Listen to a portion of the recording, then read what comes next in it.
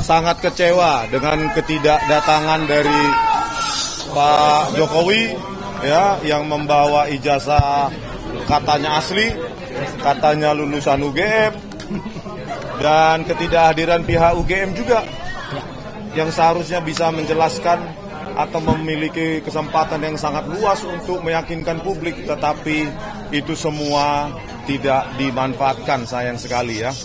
Dan pada kesempatan ini memang kelihatan pihak Dirtipidum itu kalah telak. Ya, kalah telak dalam arti bahwa menunjukkan nggak usah ijazahnya Pak Jokowi dalam versi analog, versi digital pun tidak berani menunjukkan kepada kami dalam monitor. Betapa menakutkan fakta itu kepada Pak Dirtipidum, dan tadi ya kami telanjangi lah habis-habisan ya. Laboratorium forensik Bareskrim terpaksa kami telanjangi, bukan karena kami benci, tetapi kami menginginkan forensik yang bermartabat, independen, tidak diatur, tidak dimanipulasi. Bahkan tidak, Kapolri pun harusnya tidak boleh punya otoritas mengatur hasil dari forensik. Oleh karena itu sebenarnya kalau didengarkan oleh Pak Presiden Prabowo, sebaiknya Pak, lembaga forensik itu harus dikeluarkan dari kepolisian supaya menjadi lembaga independen yang dipercaya oleh publik. Kalau bisa tiga lembaga Pak, khusus forensik. Jadi Kapolda, Kapolri, atau atasan-atasan mereka itu tidak bisa mengintervensi, mengatur-ngatur hasil seperti kasus Jessica Wongso. Ya, Dirtipidumnya Krisnamurti, Kapoldanya Tito Karnavian, Kepala Laboratorium Komputer Forensik Muhammad Nur Azhar, mereka berkomplot dengan para jaksa memanipulasi barang bukti digital, mengabur-ngaburkan menggunakan software gratisan yang bernama eWriteShop. Itu software gratisan dipakai oleh laboratorium forensik. Tadi saya jelaskan juga ya, Mas, pengantar saya. Kenapa saya jelaskan ini? Karena saya cinta kepolisian. Supaya forensik ini benar-benar untuk kita semua, untuk rakyat. Dan nggak berani dipotong tadi oleh polisi. Iya, dan seperti ini, Tito Karnavian ingin jadi Kapolri, dimanipulasi oleh Muhammad Nur Azhar lewat software gratisan eWriteShop untuk mengabur-ngaburkan dan menganimasi. Itulah contoh nyata. Ya, belum lagi KM50, belum lagi Verdi Sambo. Ya, dibilang video DVR itu tersambar petir, padahal mereka yang merekayasa, merusak.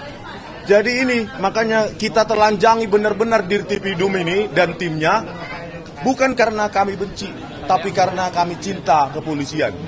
Ya, kami sangat cinta kepolisian karena apa? Karena ya kita yang bayar mereka, pajak kita kan. Kami jelaskan tadi bagaimana menganalisa lintasan stempel, kok nggak ada, ya kok nggak ada itu kanal rednya, padahal harusnya pas foto dulu baru stempel. Tetapi kita analisa nggak ada sebaran kanal rednya, ya babak belur satu. Yang kedua, babak belur juga. Ada deepfake forgery, babak belur juga. Ya, masalah skripsi juga babak belur. Yang mengatakan, yang disimpulkan secara prematur, lembar pengesahan skripsi Joko Widodo hanya diraba, dirasakan ada cekungan, disimpulkan hanya handpress dan letterpress, dan nggak bisa dijawab hari ini. Jadi kapan kesimpulannya disampaikannya, Bang? Kesimpulannya pasti kalah telak gitu. Ya, apapun hasilnya, karena memang tadi sempat Dirtipidum melirik saya ke belakang waktu saya merepresentasikan, seolah-olah memohon ampun bang. Seolah-olah ya? Iya, seolah-olah ampun bang, cukup lah bang, jangan kulitin terus bang, ampun bang. Jadi Biro Wasidik menyampaikan kapan menyampaikan kesimpulan dari gelar-gelar? Ya kapanpun itu, saya kira Karwasidik harus fair. Ya, banyak sekali celah-celah yang mengatakan bahwa kesimpulan dari forensik Bareskrim Polri yang diumumkan oleh Dirtipidum itu sangat-sangat prematur.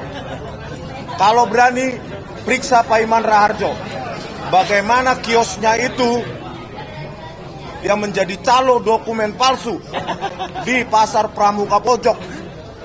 kaitannya atau korelasinya dengan lompatan kuantum karirnya menjadi komisaris dan wakil menteri desa kalau tidak ada hubungan jasanya dengan Joko Widodo? Panggil semua dong. Periksa semua, karena ini sudah pasti palsu. Kalau nggak palsu, pasti dibawa tadi. Ditampilkan digital aja nggak berani.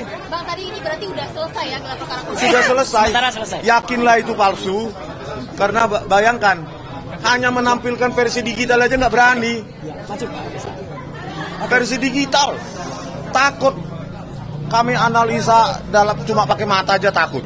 Satu lagi, sebelum Pak Rizal Fadila, ada satu hal yang sangat konyol tadi disampaikan oleh kuasa hukum mereka. Jadi menurut mereka, ijazah itu bisa dianggap asli kalau UGM sudah menyatakan asli. KPU sudah mengatakan asli.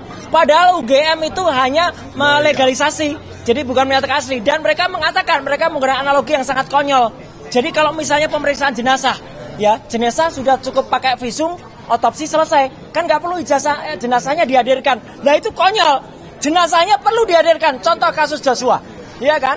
Otopsi bisa salah, visum bisa salah. Maka ini jangankan jenazah, ijazahnya harusnya dihadirkan dan akan terbukti kalau ijazah dihadirkan itu terbukti akan